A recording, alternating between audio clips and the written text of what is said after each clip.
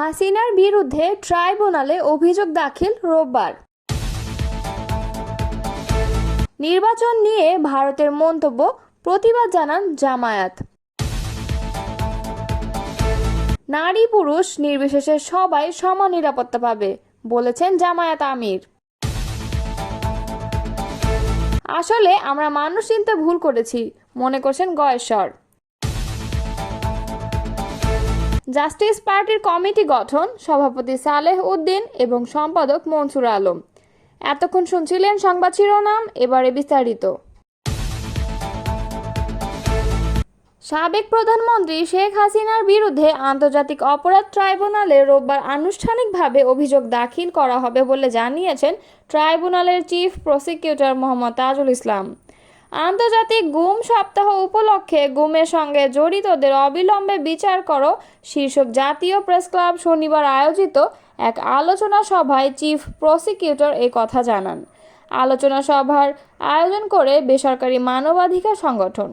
শেখ হাসিনাকে গুম ও আয়নাঘরের নিউক্লিয়াস বলে উল্লেখ করেন চিফ প্রসিকিউটর। বিচারের ক্ষেত্রে আগামী ডিসেম্বরের মধ্যে উল্লেখযোগ্য অগ্রগতি দেখা যাবে বলে জানান তিনি। তাজুল ইসলাম বলেন, আমরা বিচার প্রক্রিয়া এগিয়ে নিয়ে যাওয়ার বিষয়ে দৃঢ় প্রতিজ্ঞ। চিফ প্রসিকিউটর বলেন, বিচারের কাজ পুরোদমে এগোচ্ছে, তবে তদন্ত শেষ করতে যুক্তিসঙ্গত সময় লাগবে। এ সময় 10 থেকে 15টি উল্লেখযোগ্য গুমের ঘটনার তদন্ত সম্পন্ন হয়েছে বলে জানান চিফ প্রসিকিউটর। তিনি বলেন, জুন মাসের মধ্যে প্রতিবেদনগুলো পাওয়া যাবে। তিনি জানান, বিচারের ক্ষেত্রে তারা খুবই সাবধানতা অবলম্বন করছেন।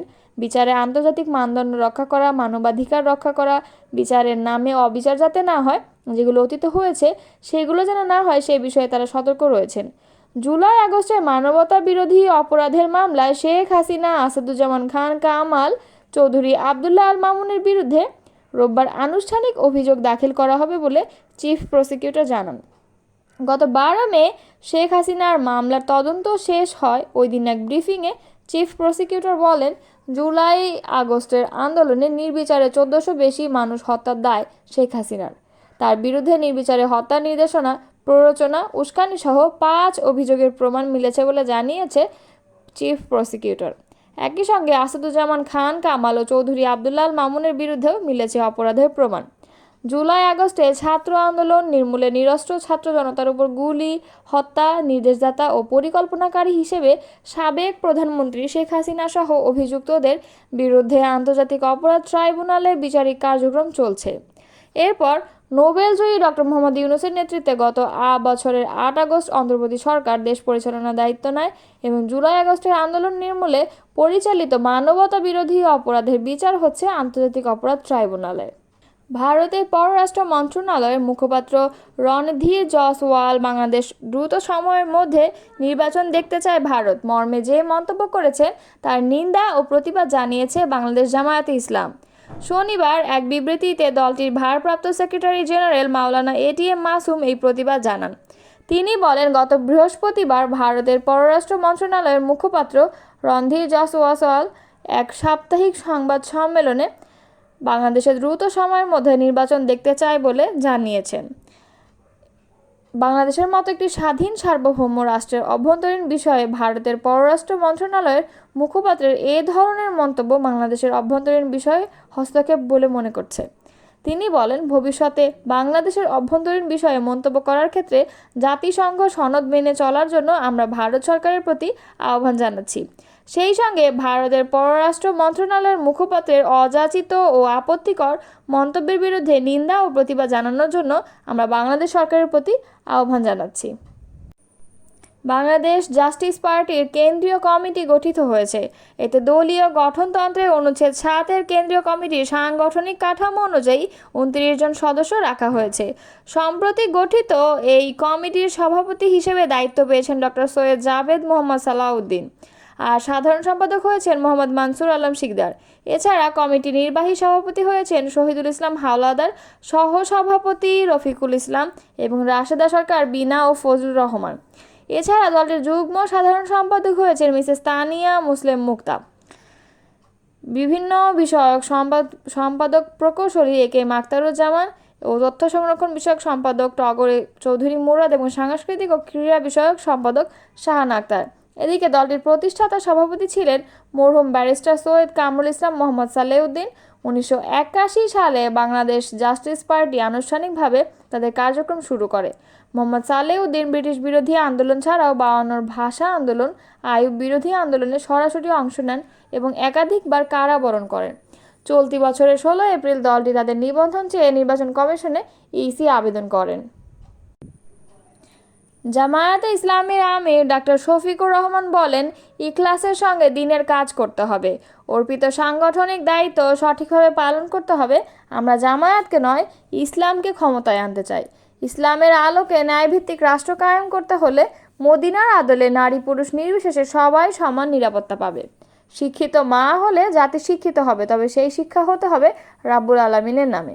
আমাদের আকাঙ্ক্ষা হবে প্রত্যেক মানুষকে দিনের ছায়াতলে নিয়ে আসা। শনিবার বিকালে নীলফামারী সৈয়দপুরে জামায়াতে ইসলামীর রংপুর দিনাজপুর অঞ্চলের উদ্যোগে জেলা ও মহানগরী কর্মপরিষদ সদস্যদের 2 দিনব্যাপী অনুষ্ঠিত শিবিরের সমাপনী দিনে প্রধান অতিথির বক্তব্যে তিনি এসব কথা বলেন। ডাক্তার শফিকুর রহমান বলেন, মুমিনদের দায়িত্ব হলো প্রতিবেশীর হক আদায় করা। আমরা সবাই আল্লাহর গোলাম, এটাই আমাদের পরিচয়। তাই দায়িত্বশীলদের উদ্দেশ্যে বলেন, বুঝে শুনে জনশক্তিকে পরিচালনা করতে হবে। সংগঠনের কেউ অপরাধ করলে অপরাধের মাত্রা অনুযায়ী বিচার হবে। ব্যক্তি নিজেকে পাহারা দিবে, সংগঠন সবাইকে পাহারা দিবে। সব ইসলামী দল শক্তির সঙ্গে যোগাযোগ বৃদ্ধি ও সম্পর্ক সুদৃঢ় করার উপর গুরুত্ব আরোপ করেন জামায়াতে আমির। তিনি আরও বলেন, শহীদ নেতৃবৃন্দের রক্ত, মজলুমের চোখের পানি ও নেতাকর্মীদের ত্যাগ কুরবানির কারণে আমাদের প্রতি জনগণের ভালোবাসা ও আস্থা বেড়েছে। তিনি সংগঠনের জনশক্তিদের কুরআন হাদিস সহ অধ্যয়ন বাড়াতে এবং পরিবারের সঙ্গে সম্পর্ক ও সময়দান বাড়ানোর নির্দেশনা প্রদান করেন।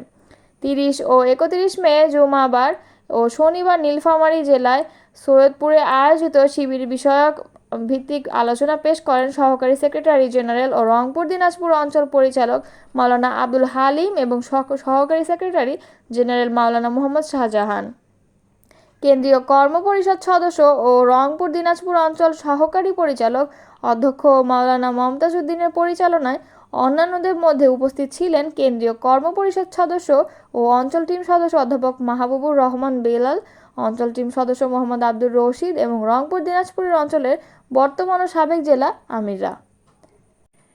নির্বাচন নিয়ে জাপানে প্রধান উপদেষ্টার বক্তব্যের নিন্দা জানিয়ে বিএনপি স্থায়ী কমিটির সদস্য গয়েশ্বর চন্দ্র রায় বলেছেন, আসলে আমরা মানুষ চিনতে ভুল করেছি, তাই হারানো গণতন্ত্রকে ফিরিয়ে আনতেই হবে।